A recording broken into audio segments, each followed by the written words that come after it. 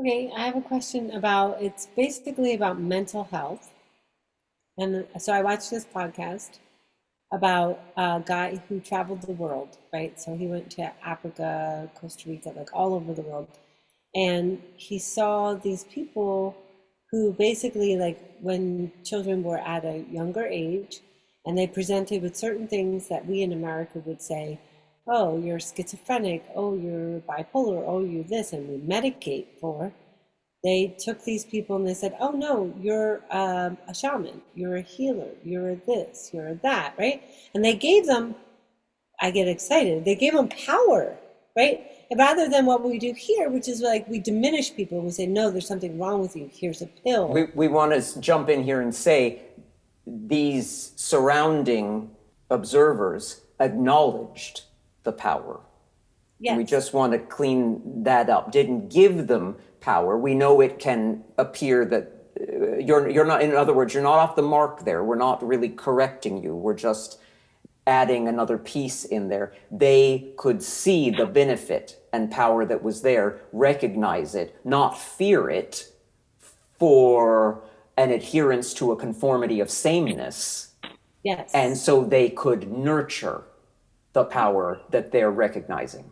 And they taught them how to use it rather than, yes, you're absolutely right. And I appreciate the cleaning up of the language because it is, they didn't give them the power. They had the power and they acknowledged it and then they gave them And helpful. they're encouraging them as to how to trust the power. In their acknowledgement of the power, they are encouraging the individual to acknowledge it within themselves. In other words, they're just not getting in the way because there's really no danger of somebody who is in your Western world going to be labeled in all of these ways. There is no danger of those individuals getting in their own way, apart from their response to the environment around them that is freaking out because everybody's supposed to be the same. So take us further with this. We like this a lot. Um, so I had this feeling. I have the client who is a psychotherapist, and she was telling me about this woman that she was going to be with, and how this woman, she had these thoughts. Oh, the neighbors tell me you're bad, and this and that. And I thought, oh, that's not very far off from what I do to myself or what I've done to even friends that I experience. If I kind of, they rub me the wrong way and I have a judgment about how their behavior is, right? And then I view them as like, oh, they're bad or something, and I put a label on it, right? It's not so far off because we all have this duality within us, right? We shame ourselves, we have guilt, we think we're bad because of this. So this person who's being labeled as schizophrenic and given a pill because she has these voices that are saying this thing is only exaggerated example of what already goes on inside of us. And I've thought to myself, well, is she only exaggerated because of the lack of acknowledgement of her power, the lack of empathy, the lack of tools, the lack of connection with the society that we say we should fit into? Absolutely. Those limitations are all imposed from this physical platform and physical vantage point. And you have abundant evidence in your world that more and more friends are coming forward, individualized into individual points of consciousness with record numbers of autism and schizophrenia and homosexuality and all of these non-norms with this talk about desire, talk about the desired intention to come forward, to be what you be in this physical world, because there is so much collective and individual, but collective desire for liberation from that oppressive adherence to a concept of sameness, that more friends than ever, more consciousness than ever, is choosing to come forward to say in no uncertain terms, I will be what I be and you can't do anything about it. I will wear you down in your insistence that I conform. You will no longer wear me down, us down, yourselves down. In other words, you don't come here to pick a fight or to go to war, but you come here as a response to a collective desire from those who are conforming to the idealizing of sameness, in the same way that the desire is there for those who have no intention of conforming to the idealization of sameness. You are all, oh, this is such a perfect conversation here this evening, friends. You are all in on this together. We don't want you to make enemies of each other. We want you, and we're working with individuals here in the way that we do what we do to help you recognize, remember the points of power that you are, and to less and less and less insist of yourselves that you conform to any standard. Instead, understand that you have moment by moment guidance from within yourself in the stream of power that is flowing to you, that will direct you through the ins and outs and twists and turns of your life in ways that another human being could never do for another human being through insistence or labeling. And you're all doing it with misguided good intentions. And so we want to take the sting out of the experience so that you stop fighting over it and just start allowing it, first and foremost in yourselves. And as you do, you begin to have the sort of realizations that you're having.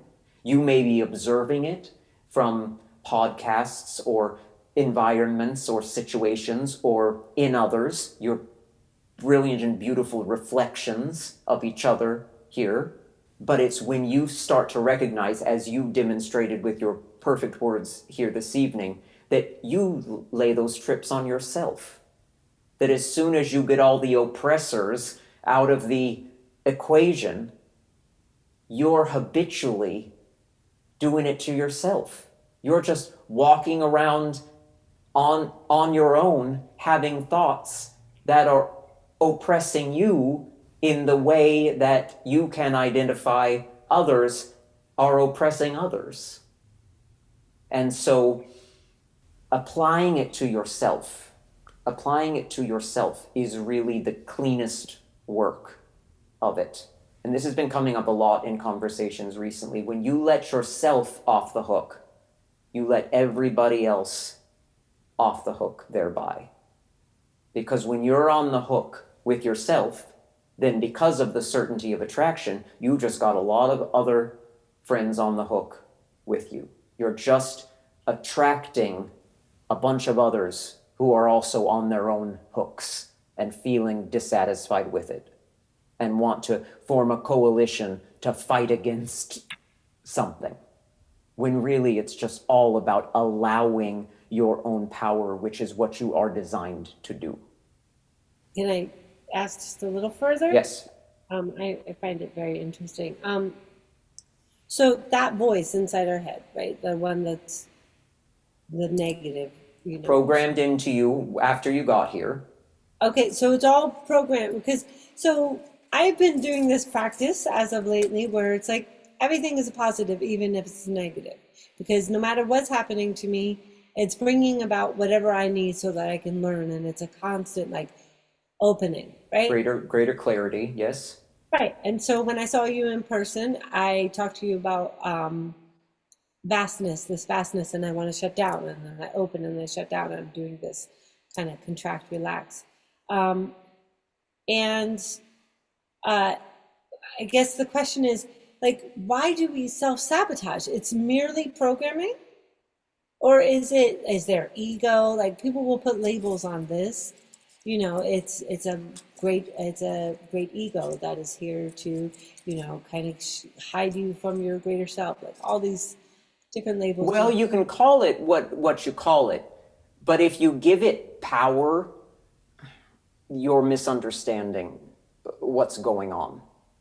We like your words. Is it merely programming? Yes. And the momentum, the practiced momentum of that. And so if we're self-sabotaging, is it because we're afraid of our power? Is it because of learned experience and then our brain shuts down and wants to go back to the comfortable hell rather than the enlightened heaven? It's because you're afraid of the implications of allowing yourself to embrace who and what you are. And it's not illogical that you friends are feeling this way at this time, because you're even now aware of what a hard road it's been for those who individualize themselves apart from the norms and the status quos, those who are embracing their individual intentions, preferences, desires, have had a very hard time, are still having a very hard time socially. And you're social creatures here in your physical human form. You're relationship-oriented creatures here. You really are who you are because of your relationships to each other in your physical form. And so this has been practiced and practiced and practiced and practiced, and thereby built higher and higher and higher. Think of the practicing throughout a generation, or even over the course of a decade or a year, as building a floor of a building, and then building a floor on top of it, and building a floor on top of it, and building a floor on top of it, until eventually you just want the buildings to come down. You just want to dismantle these structures of opposition to your power. And so here you are, and here you came to live in this more dynamic than ever time, where human friends have never been as enlightened as you human friends currently are today. Civilizations have functioned better than they are functioning now. Technologies have been greater than they are now. You don't have any records of any of this because all of it's been destroyed. Some of it intentionally, some of it, well, all of it intentionally, depending upon what vantage point you're judging that from. But never has there been among the human species the enlightenment that exists right here, right now, that is so far from being finished, that has got a long way to go, and is powerfully changing the whole trajectory of human experience. And everybody who's coming in now and taking human form in a physical body is in on it and is playing their role.